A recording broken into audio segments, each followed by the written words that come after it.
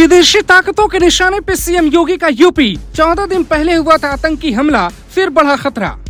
योगी को मोदी से भी बड़ा दुश्मन मानते हैं पाकिस्तानी आतंकी। अब तक कई बार मिल चुकी है बड़ी धमकी।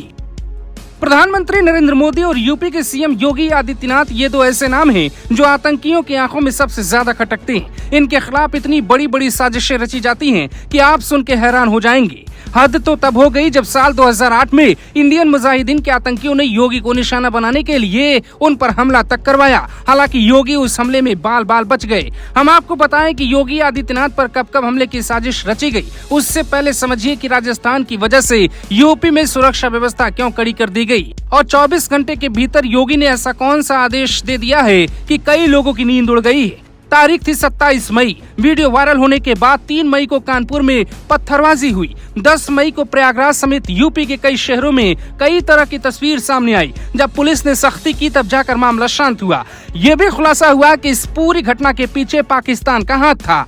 यूपी में लोगों को भड़काने के लिए इतनी भयानक प्लानिंग की गई कि पाकिस्तान से बाकायदा लोगों के अकाउंट में पैसे पहुंचे। हालांकि इस बात की भी कोई पुख्ता जानकारी नहीं है, लेकिन जांच के दौरान ऐसा दावा कई लोग कर चुके हैं। हम इन्हीं सवालों के पास एडीजी लॉ एंड ऑर्डर के पास पहुंचे। प्रशांत कुमार से सवाल पूछा कि राजस्थान की घटना के बाद यूपी में क्या किसी तरीके की खतरे की गुंजाइश है। सुनिए उनका हैरान कर देने वाला दावा। लगातार हमारे सभी अधिकारी मोबाइल हैं, पेट्रोलिंग पर हैं। हम सोशल मीडिया की लगातार मॉनिटरिंग कर रहे हैं और हम लोग ये भी देख रहे हैं कि सभी धर्म गुरुओं की तरफ से इस तरह के स्टेटमेंट आ जाएं ताकि हमारा संवाद बना रहे। सोशल मीडिया की ज़रूर मॉनिटरिंग हम लोग कर रहे हैं, जो कि जहां भी अगर कोई भड़काऊ या जानबूझ के गड़बड़ी करने की कोशिश करेगा तो हम उस पर कार्रवाई करेंगे।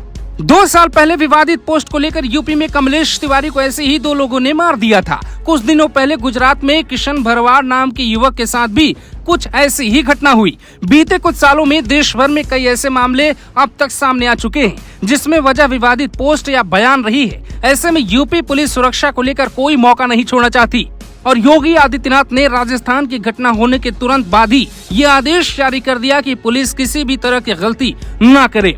योगी की छवि एक हिंदुत्ववादी नेता के तौर पर है। इस वजह से पाकिस्तान समेत कई देश उनके खिलाफ रहते हैं। 7 सितंबर 2008 को योगी के काफिले पर हमला हुआ जिसकी जिम्मेदारी इंडियन मुजाहिदीन ने ली। अगस्त 2018 में खुफिया विभाग ने योगी आदित्यनाथ पर हमले की आशंका जताई थी और पुलिस पूरी तरह से अलर्ट हो गई थी। फरवरी 2020 में ऐसी जानकारी आई कि योगी आदित्यनाथ पर पत्रकार के वेश में आतंकी हमला हो सकता है।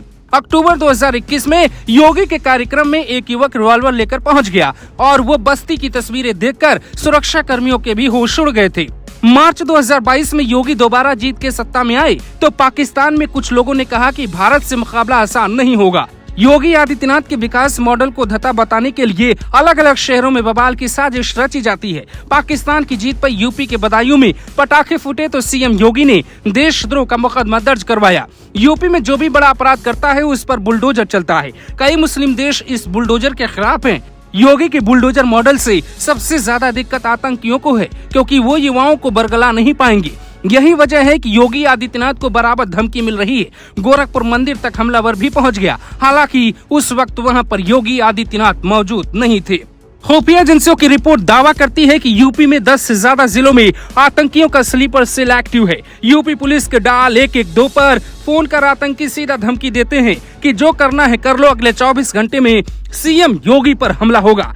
हालांकि आज तक किसी की इतनी हिम्मत नहीं हुई। गोरखपुर से गिरफ्तार हुए मुर्तजा के आतंकी कनेक्शन सामने आए। उसके बाद सोशल मीडिया पे सीएम योगी को खुलेआम धमकी दी गई। सीमा सिंह मानव बम बनकर उड़ा देंगी, ऐसा दावा किया गया। इस मामले में सोनू की गिरफ्तारी हुई, अभी खुलासा होना बाकी है। इतनी धमकियों के बाद योगी आदित्यनाथ की सुरक्षा व्यवस्था इतनी कड़ी कर दी गई है कि परिंदा भी आसपास पर नहीं मार सकता। सीएम योगी की सुरक्षा में हमेशा 25 से 28 एनएसजी कमांडो तैनात रहते हैं। 4 घेरे की सुरक्षा में चलने वाले सीएम योगी तक पहुंचना आसान ही नहीं, नामुमकिन लगता है। लेकिन फिर भी लोग हिम्मत दिखाने की कोशिश करते हैं और ये भी साफ है कि उस हिम्मत के पीछे पाकिस्तान का हाथ होता है।